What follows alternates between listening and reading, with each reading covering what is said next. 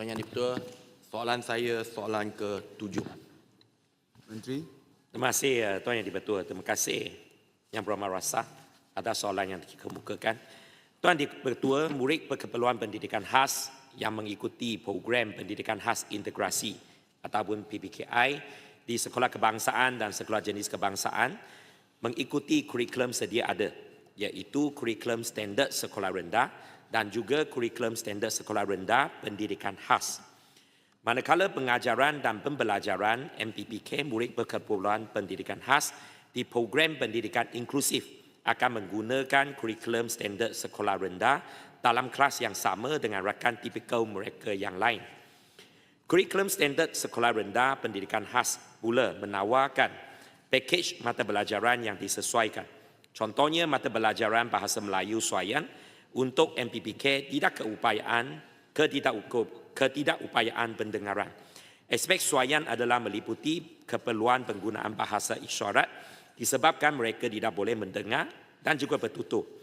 KSSA Pendidikan Khas juga menyediakan pakej mata pelajaran khusus, iaitu nombor 1, pendidikan khas individu ketidakupayaan penglihatan, nombor 2, bahasa isyarat komunikasi, dan nombor 3, pengurusan kehidupan. Mata pelajaran khusus ini bertujuan membantu MPPK meningkatkan kesediaan mereka untuk belajar dengan mengurangkan halangan belajar atas faktor ketidakupayaan yang mereka alami.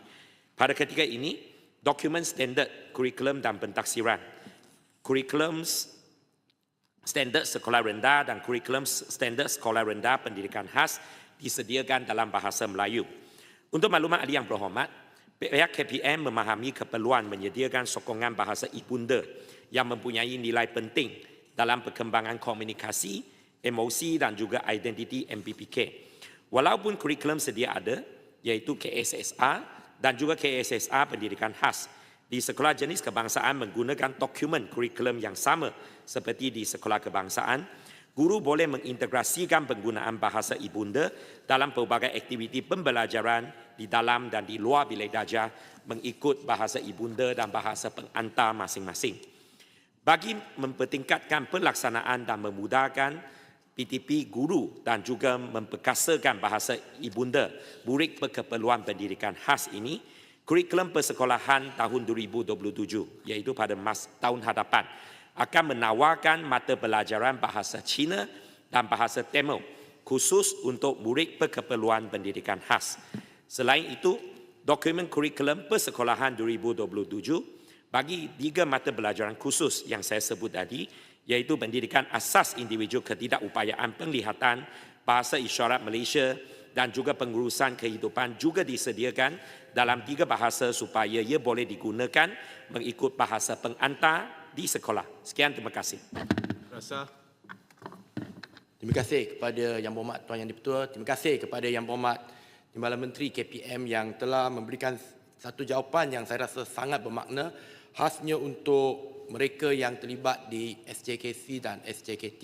Memang saya anggap ini sebagai pengumuman yang dinanti-nantikan oleh warga pendidik dan juga ibu bapa yang ada anak, termasuk saya, di kelas PPKI di SJKC. Terima kasih Yang Berhormat Timbalan Menteri. Cuma saya nak sebut secara berkenaan dengan kelas PPKI. Di daerah Seremban, data yang saya dapati adalah 27 daripada 63 SK ada kelas PPKI, 40%. Tetapi untuk SJKC hanya 4 daripada 31, hanya sekitar 13%. Dan trend ni saya dimaklumkan hampir sama di seluruh negara. Memang nampak ada kekurangan di SJKC dari segi ini, yang menyebabkan purata murid di kelas PPKI bukan 6.5 atau 7 orang, tapi 10 atau lebih. Ketika ini memang itu hakikat yang berlaku di daerah Seremban yang di kawasan saya. Jadi ada tak apa-apa perancangan ataupun ada perencanaan khusus daripada KPM untuk membantu membuka lebih banyak kelas PPKI? Sebab ada keperluan yang bagi saya mendesak, sebab anak-anak dalam keadaan macam ni, kalau kita letak di kelas perdana pun tak menguntungkan siapa-siapa. Tapi kalau letak di kelas PPKI, ia boleh membantu dan sesuatu yang bagi saya sangat bersesuaian dengan dasar pendidikan kita supaya zero reject untuk anak-anak kita. Terima kasih kepada Datuk Yang Dipertua. Habis Menteri. Terima kasih Tuan Yang di-Pertua. Terima kasih Yang Berhormat Rasa yang sentiasa prihatin terhadap isu berkenaan dengan pendidikan khasnya PPKI, kelas PPKI. Sememangnya setiap tahun pihak KPM ada membuat perluasan kelas PPKI di seluruh negara. Tidak kira lah sama ada sekolah kebangsaan, sekolah jenis kebangsaan Cina, sekolah jenis kebangsaan Timur ataupun sekolah menengah kebangsaan. Kita akan meneliti setiap satu permohonan yang diajukan kepada pihak JPN sebelum pihak KPM membuat keputusan untuk sama ada membenarkan atau membuat perluasan di sekolah masing-masing. Namun pihak KPM kita kena akui bahawa kita mempunyai kekangan dari segi dua perkara. Nombor satu dari segi fasiliti. Dan saya difahamkan bahawa ada banyak sekolah yang sudi dan bersedia untuk membuat perluasan tanpa kos, iaitu dengan menggunakan peruntukan ataupun dana sendiri. Itu sememangnya amat dialu-alukan oleh pihak KPM. Namun kekangan yang kedua adalah berkenaan dengan ketersediaan dari segi guru. Dalam beberapa tahun ini pihak KPM sedang dalam usaha untuk meningkatkan pengambilan dan juga penempatan guru-guru PPKI. Guru-guru pendidikan khas, dan saya berharap juga supaya kesemua kita dapat memainkan satu peranan juga untuk membantu kita mewawarkan supaya guru-guru yang bakal kita ambil juga boleh memberikan perhatian dan fokus kepada guru-guru option pendidikan khas. Untuk makluman ahli yang berhormat Rasa, pada tahun 2023 seramai 1,713 orang guru telah pun ditempatkan di seluruh negara. Tahun 2024 kurang sikit 449, tahun 2025 sebanyak 829 orang guru.